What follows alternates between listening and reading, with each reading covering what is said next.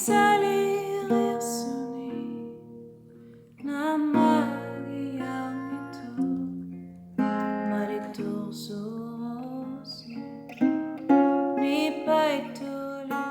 is Inuk singer Elisapie performing The Unforgiven, a song by Metallica.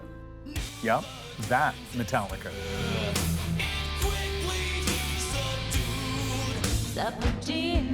Elisapie's version is from her new album, where she covers classic songs from Cyndi Lauper's Time After Time to Blondie's Heart of Glass, with lyrics in Inuktitut and videos of archival pictures from the north.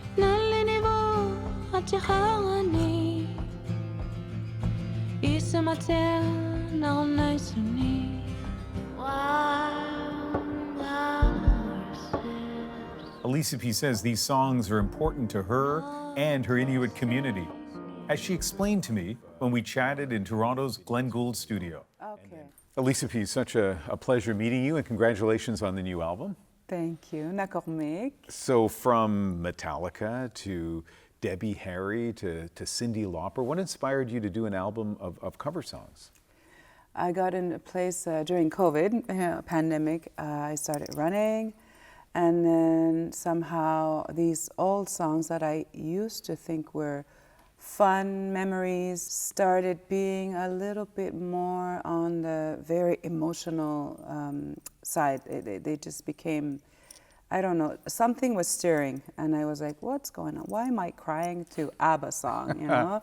And then I started realizing there may be some, you know, locked up closets of emotions that needed to be unlocked. Because this is also songs from late 60s, 70s, 80s, when Inuit were shifting to a pretty much a new world, right? So I think there's a lot of nostalgia, I guess, that just hit me, and I said, okay, I must get this out because it's here and it's just too much. So, and I decided I'm going to translate them to Inuktitut because I've always wanted to do a cover album for fun, just for me. So this is what I thought I was doing until it became much deeper. Yeah.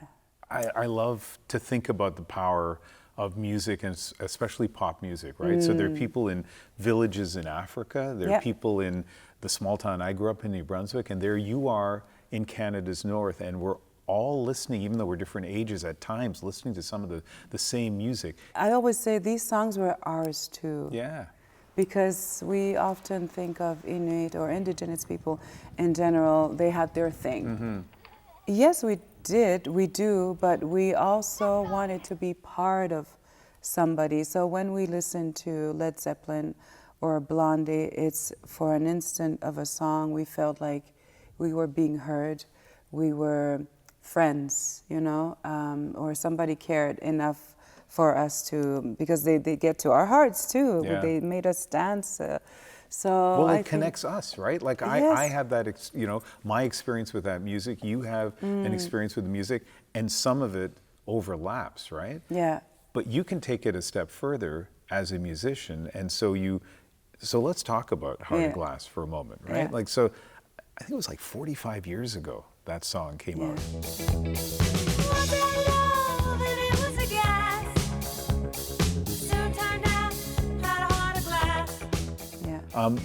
So you have a memory of it as a child, listening to it, but now you've reimagined it, right? It's a beautiful version.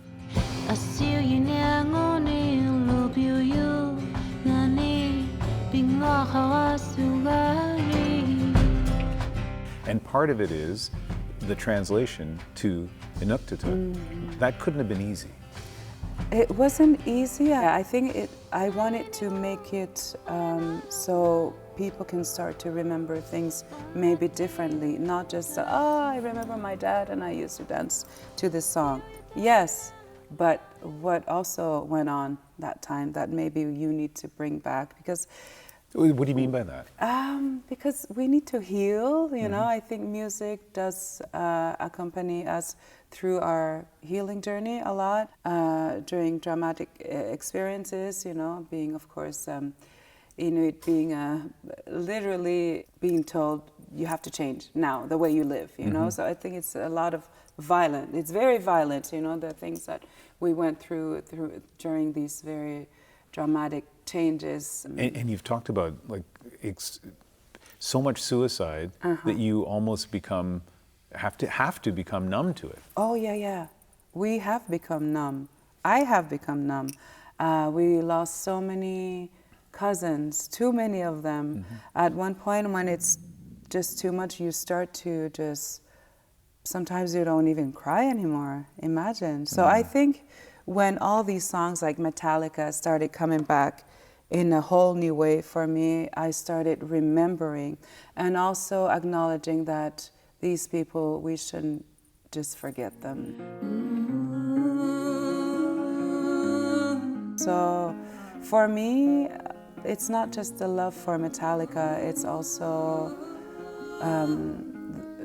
the idea that it's so beautiful is to say that Metallica was there for us when we weren't able to express a lot of things. They expressed it for us. So I think it's also a way to thank these artists, these musicians in a way, because they've been our, like I say, they've been our friends during all this time. So.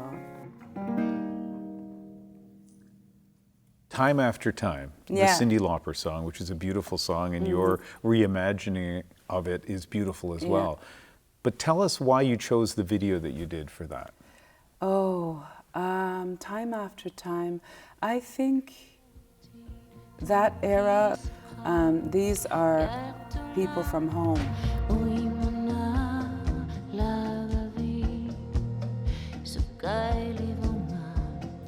I also see people who are happy, and I also see a community that's thriving, you know, like that's really wanting to just keep moving. And there's innocence in there too, that's so beautiful.